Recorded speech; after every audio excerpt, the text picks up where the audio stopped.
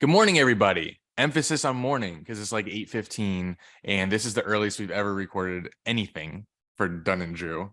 Woke up to Cam Robinson being suspended pending a appeal by the Jags, and it happens on draft day. So all these mock drafts mocking Brian Branch to us. Will that shift today in everyone's final mock draft?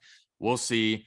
I know that I was high on Brian Branch and wanted him for the Jags, but now knowing that we're going to start the season without Cam Robinson, Trevor Lawrence is our most important player on the team. Got to protect him.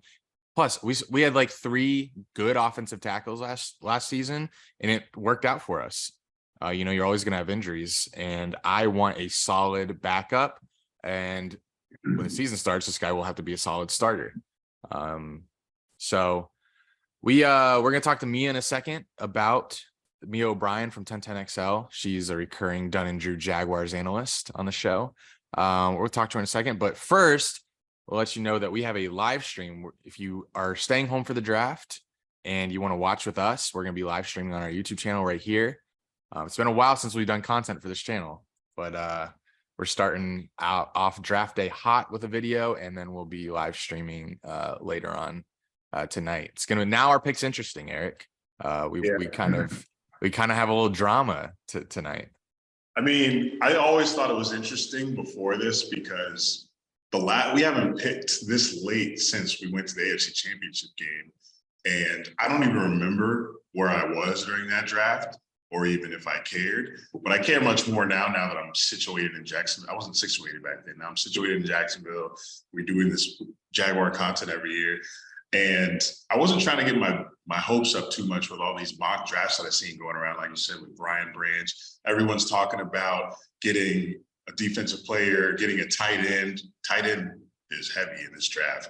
But now, when we're doing our live stream, I'm just going to sit and watch. Usually I just watch for names that I know and QBs, running backs, wide receivers. But now I'm going to be looking at the offensive linemen that the analysts are talking about and seeing who gets taken, because that's who I think we're going to take now in the first round. So this does make draft night interesting. I can't hold my breath, hoping that all the offensive tackles stay on the board, because we need one now for sure. We got to protect Trev. Yes, we do. All right, let's bring in Mia. I know she's in a hurry this morning, but let's try to fit in as much draft analysts and what the fallout of this suspension means for the Jags in the draft and this coming season. I think we can still be assured a bulky masterclass. Good morning, everyone. Hi, Dunn and Drew. Good morning. Wake up with Dunn and Drew. So I woke up. Everyone woke up. If you're not a night owl or weren't watching the NBA games late at night. See, if I was an NBA, if I was like more tuned into the games, I would have saw this Cam Robinson news break last night, but maybe then I wouldn't have been able to sleep. So I wake up and I see Cam Robinson stuff. Mia, what happened? Yeah, so essentially, as of right now, Cam Robinson is facing a suspension from the league for a violation of its substance abuse policy. First and foremost, I want to begin with saying we don't know for certain exactly what he took that violated the NFL's policy. I've seen a lot of things floated around there about the horse tranquilizer, Joe Rogan thing. I've seen PEDs. I can tell you, in speaking with people this morning, we don't know for sure. It has not been disclosed to me exactly what he took, but do know that some of the things that are flying online are not necessarily true. And so he is facing that suspension. However, the Jaguars filed an appeal in late March, and they are still waiting to hear back from that appeal. The hope was that they would have heard, at some point this week before the draft. They have not. And in the interim, our good buddy John Shipley got the scoop and was able to break the news that obviously the suspension is looming for the Jaguars left tackle. So it's kind of weird because last year we had like an abundance of riches at tackle. Like if you have a backup quality tackle like we had in Walker Little, then you're doing better than 90% of the teams probably. Now we have one. So how is this going to affect our draft? Is it going to affect the draft, what we pick at number 1? Yeah, so I will say this much, like anyone who wonders like when they found out about this, like obviously it was after Jawan left for the Chiefs. Like they said to me when this broke, like it would have helped everybody if they knew about this in February, because maybe they would have gone in a different direction. The other part of this is that if the suspension is upheld, there is a chance that all of Cam Robinson's guaranteed money could be voided. And so there's a lot and guarantees as well. So there's a lot of things in play that if they had known about this before Jawan Taylor walked, maybe they would have been able to bid at a higher number. And moreover, if they had been able to release Cam Robinson, they would have recouped the $22 million that he's owed this year.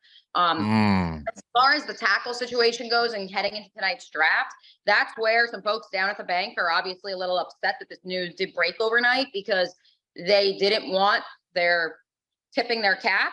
Although in my opinion, once Trent Baalke kind of said last week that from a health standpoint, Cam will be ready. The toothpaste was kind of out of the tube at that point. And so I will say that much. A lot of people already knew, not a lot, but like in small circles, but that was the moment where I think a lot of people went, really?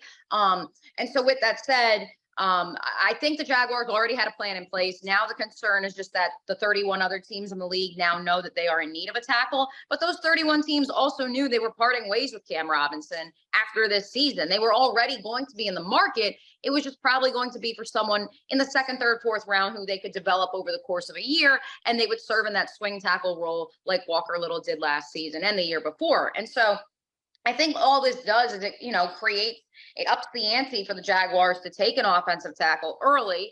And moreover, now the rest of the league knows about it. I think they were already planning on doing that. I have said that on the air throughout the week on 1010XL. I've said it for the last 3 weeks, ever since I came back from my tonsillectomy, which is why I'm eating the last of my pudding from when I could only eat mushed foods. Surprised you haven't been just completely turned off of pudding after having to eat it for so long. No, because I went like 2 weeks without it. I had that bachelorette party 2 weeks ago, which was like my reintroduction to solid foods. And then my body hated me for about a week.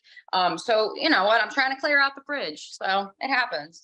But no, so I think, for me, it's so funny. I saw Field Yates tweet this morning about like, if you look at the Jags cap space, Cam Robinson makes the most, and he's the only one that wasn't restructured. And it's like, yeah, no shit, Sherlock. Like, excuse my French. But like, they were going to have to pay him regardless of this or not, because they were going to part ways with him in 2024. That was always the plan, so that they could get out from underneath that massive contract. And so, like, good deductive reasoning, Field Yates, well done. That's been the plan all along. And so that's where they were always going to take an offensive tackle early, but now it comes into question, especially knowing how thin this offensive tackle class is. I mean, once you get through the first 6 or 7 guys, the cliff is mighty. Daniel Jeremiah had said it, Todd McShay has said it.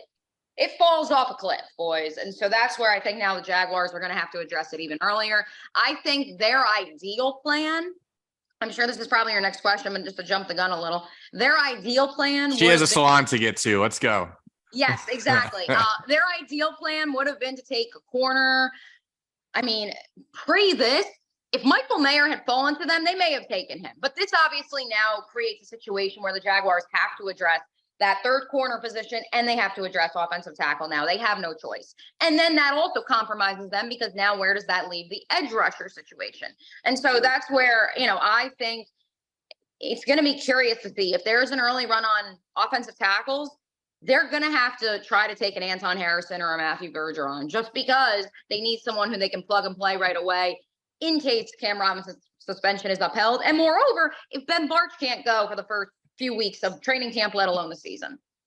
Yeah, you have to take into account injuries in this league.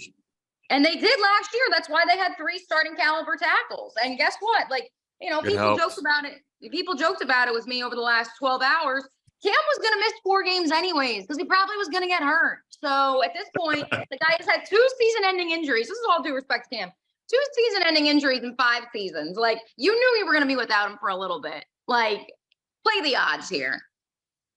I just think it's funny because most Jags fans were mock drafting DBs and other defensive players, and now this news comes out to the fans, and like everyone's scrambling now. We have to take an offensive tackle. But a lot of people I've posted on Facebook asking, do we go to offensive tackle? And you're saying, yes, we do. It's a must. It's not a deep draft for tackle. or any offensive line position. But people are saying since they knew about this already, their draft strategy is not going to change and they're still going to go defense. But I'm with you, Mia. I think we need to get an offensive tackle now that I know this news, because we got to protect our boy Trev. Come on, this is what the franchise is now. It's on Trevor's hands.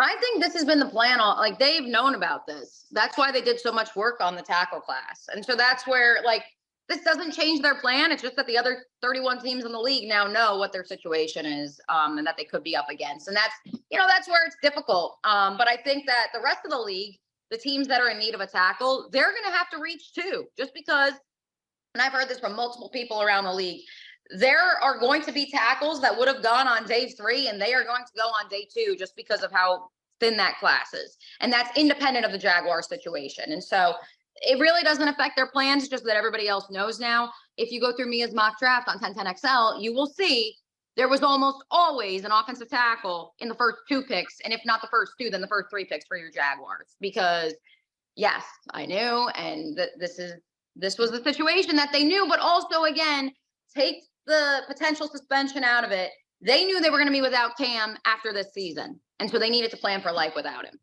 Right. What if Cam comes back this season and like Walker Little's playing well and the right tackle's playing well, whoever that is? Yep. What's Cam going to be asked to do? Right. I'm going to move now. That's an expensive bench player out here. That's a question that I know my co-host Matt Hayes on XL Primetime has brought up, and he didn't even know about the Cam situation because watching the screen. There we go. He just kept saying, I mean, what if they were to make it a competition? Like, Walker was the better left tackle last year. And so if they made it a true competition, are you okay with $22 million sitting on the bench? Sorry, my AC is out right now, so we have the fans going. And oh my goodness. Yeah, tell me about it. Yeah, happy draft week, everyone. I'm gonna brush my teeth right now too. This is a great Dunn and Drew, by the way. Also, shout out to Hamid. Shout out to Hamid for the free swag. But no, so that's the thing is, if he comes back and those other 2 are playing well, it's a question for Trent and Doug. I mean, if you truly believe you want to put the best 5 offensive linemen out there, then yeah, you're going to have to sit $22 million on the bench potentially. Moreover, I am curious if the suspension is upheld and knowing the guarantees would be voided, then, I mean, are you in a situation where you try to trade him or you outright release him? Like that's the question. You wouldn't do that because you'd have a true rookie in Josh Wells you're relying on. And so, there's a lot of things in play. I don't think they're going to release him. I think the thought would be he would come right back. And if that's the swing tackle, then so be it. Awesome. Well, Mia, gonna let you go. Brush your teeth. Enjoy draft day.